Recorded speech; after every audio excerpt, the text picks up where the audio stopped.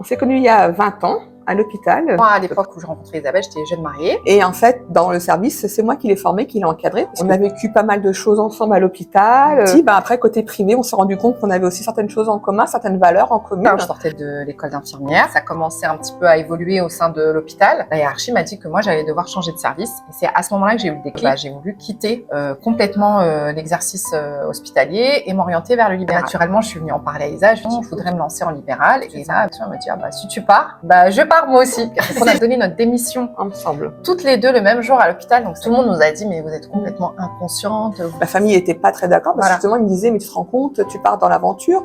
C'est le truc que je me suis dit dans ma tête. Je me dis, pourquoi tout le monde veut me freiner? Je pense que ça marche. Ça va marcher. Et si ça marche pas, au pire, je retourne à l'hôpital. C'était pas grave. On s'est dit, on n'a rien à perdre, on va tenter. Et puis, on est déjà de base des personnalités assez fortes toutes les deux et très indépendantes. Et on était toujours infirmières, mais en libéral. On est arrivé sur le marché du soin à domicile. On a tout créé, en fait. Et on est parti de zéro. On s'est fait, on a connu une ascension pendant 9 ans. Jusqu'au Covid. Et puis, le Covid est arrivé. Mais on s'est dit, est-ce que c'est pas le moment de passer à un autre niveau?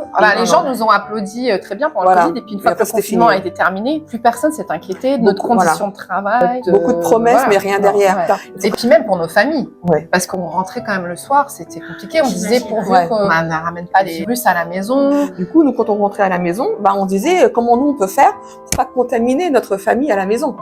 C'est le Covid qui a déclenché le déclic d'aller vers l'esthétique. D'aller vers un renouveau, en fait. Et là, j'ai découvert qu'il y avait une opportunité dans l'esthétique non invasive. Il y avait des dispositifs avec des nouvelles technologies qui étaient proposés exclusivement aux professionnels de santé, infirmières, kinés, sages-femmes. Donc, cette petite brèche, j'ai dit, écoute Isa, là, c'est le moment pour nous de s'intéresser à ça. Et on a été tous les deux avec nos maris, en fait, respectifs, parce qu'on s'était dit que si nous, on s'engageait là-dedans, il fallait que eux, ils sachent où on allait et qu'ils soient d'accord. C'était à Nice. Non, c'était à Nice, la formation. Et vous les avez embarqués avec vous? C'est incroyable, ça. Elle est très carrée, très terre à terre, donc elle gère bien des situations que moi, j'ai pas envie de... exactement. Totalement complémentaire. Et souvent, on dit qu'on est un petit couple parce que ça fait 20 ans et on se connaît quand même plutôt bien. Mais c'est ça, en fait, une bonne équipe. C'est vraiment se motiver, en fait. Ne pas se freiner. Se poser les bonnes questions au bon moment et malgré tout se dire, il faut y aller. Ça aussi, ça renforce aussi les liens parce qu'on a partagé beaucoup d'événements heureux et douloureux dans nos vies privées respectives.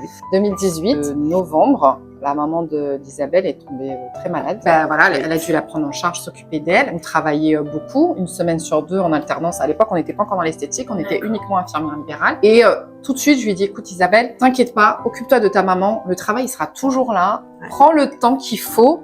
Je vais gérer. Pendant 3 semaines, vraiment, elle s'est consacrée à sa maman. Ça a été très vite et malheureusement, elle est décédée. Et au moment où Isabelle revient, fin novembre, quelques jours après, c'est mon papa qui tombe malade. C'est ça.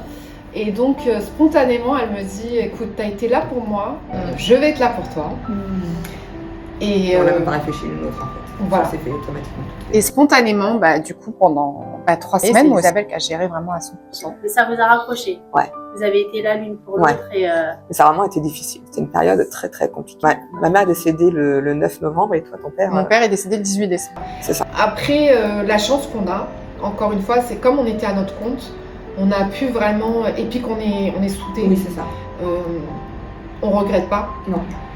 Parce qu'on a pu vraiment profiter au max. Voilà. Puis on l'a vraiment vécu toutes les deux en même temps. Vraiment coup sur coup. Et puis, moi, quand c'est arrivé, je sortais quand même d'une période où j'avais travaillé pratiquement tout le mois de novembre, seule, pour soulager Isabelle. Après, c'est mon père qui tombe malade. Et elle revenait d'un deuil et elle devait enchaîner direct sur un mois non-stop. Après, dans ces moments-là, aussi, on arrive à trouver de la force. On trouve la force, c'est ça. Vous en êtes ressortis. Voilà. Et encore plus complice qu'avant, vraiment. On l'a fait sans réfléchir, on l'a fait bien sûr qu'on allait faire toutes les deux l'une pour l'autre. Ça nous a encore plus renforcé nos liens. Et on s'est dit vraiment, j'ai la chance d'être associée avec quelqu'un en or. C'est ce que j'allais dire, c'est la chance en fait. Mais elles sont pas si différentes, justement. Vraiment, elles sont pas si différentes. Notre culture, en fait, parce qu'elle est quand même basée sur la famille, donc espagnole comme kabyle, c'est pareil. La famille est très importante. Franchement, je trouve pas vraiment qu'il y ait de différence. La différence, c'est peut-être la langue et encore, puis c'est tout, quoi. Le reste, c'est la même chose. Vraiment. Et c'est puis, vrai, quand on discute un petit peu de notre jeunesse, de la façon dont on a été éduqué, c'est la même chose, hein.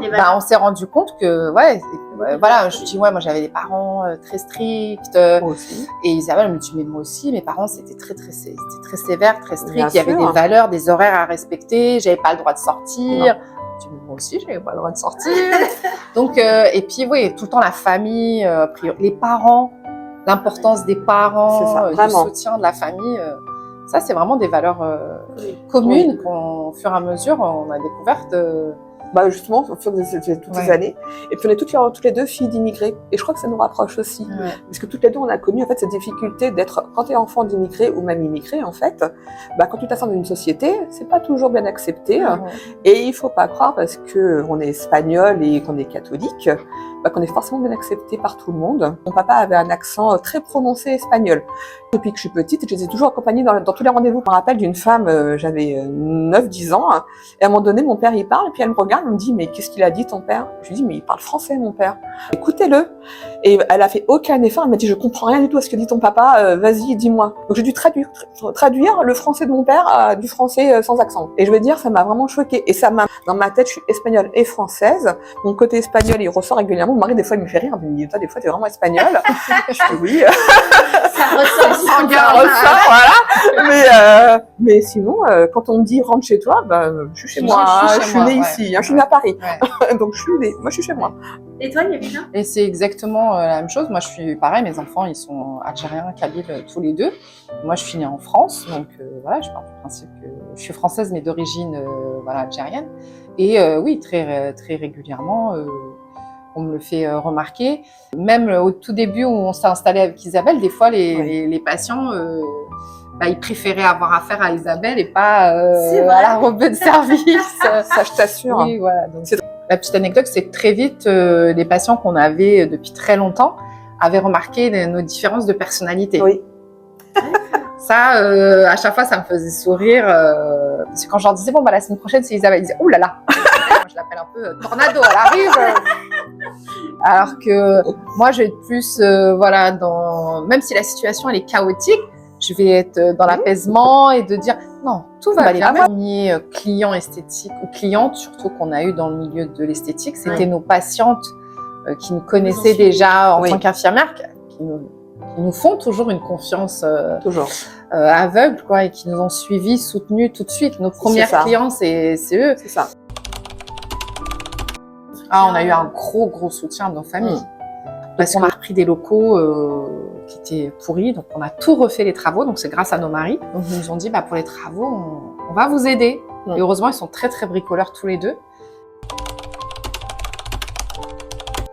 J'ai toujours été fière de mes parents parce que j'ai très vite compris les difficultés qu'ils avaient rencontrées. Des fois, je me dis, est-ce que moi, j'aurais eu la force de quitter mon pays, dans un endroit inconnu, sans connaître absolument la langue, et malgré tout me lancer et puis ne pas avoir peur. Donc, et puis la force du travail. Mes parents, ils ont toujours été très travailleurs, je pense comme toi, et ils m'ont toujours dit, rien n'arrive si tu travailles pas. Donc il faut savoir, et puis donc tous les jours on se lève, on fait ce qu'on a à faire, et moi je pense que la force ça vient de là. Mes parents aussi, ils sont arrivés très jeunes en France, ils parlaient pas du tout français, et ça c'est une valeur forte qui nous ont appris toujours le goût du travail bien fait. Enfin moi en tout cas j'ai toujours eu cette ambition de faire encore mieux que mes parents, parce que leur faire honneur exactement, et justement on a essayé de leur faire profiter. Les premiers à qui on pense c'est nos parents, c'est eux, pas avoir peur de prendre des risques, pas avoir de regrets. J'avais cet a priori en me disant, par rapport à moi de culture maghrébine, musulmane, où c'est très strict, et puis aussi religieuses qui sont très importantes. Et qui sont semblables. Oui, et sur lesquelles on se rejoint aussi très souvent. Du côté maghrébin, moi c'est ça que j'apprécie. On est plus expressif. C'est ça. Et moi j'adore ça. On a fait l'Aïd ensemble. Quand ses parents sont revenus, ils avaient fait de la Mecque. Elle avait fait une grande fête chez ses parents en fait. Mon mari, c'est la première fois qu'il faisait en fait justement une fête musulmane. Et donc c'était justement la circoncision de Farouk. Et donc il m'a dit, mais il faut être comment? J'ai dit, déjà il faut être très bien habillé. Je me dis, ah bon? Je fais, oui, puis j'ai pas trop dit parce que moi, je me doutais un peu de ce que ça allait être. Et puis quand il est arrivé, il me dit, mais c'est comme un mariage. Je fais, non, c'est pas encore un mariage. Je fais, le mariage, c'est encore au-dessus. Bah, justement, à Miss Amazon, il y a pas très longtemps, en fait, sa tante nous a fait une robe. Quand j'ai commencé à m'habiller avec les bijoux, je me dis, ça y est, je suis passée une baisse de soirée. C'est bien parce que tout le monde pensait qu'elle était kabyle à la soirée. Ça, je comprenais rien du tout. Ils disent, mais si t'es habillée comme ça, bah, c'est ton mari qui est kabyle. Elle dit, mais non, pas du tout. Et tout le monde voulait me marier. Je dis, non, c'est bon, j'ai déjà un mari. Ça suffit. Même si on n'est pas de la même origine, de la même religion, de la même culture, mais c'est pas un problème. Pas du tout. Non.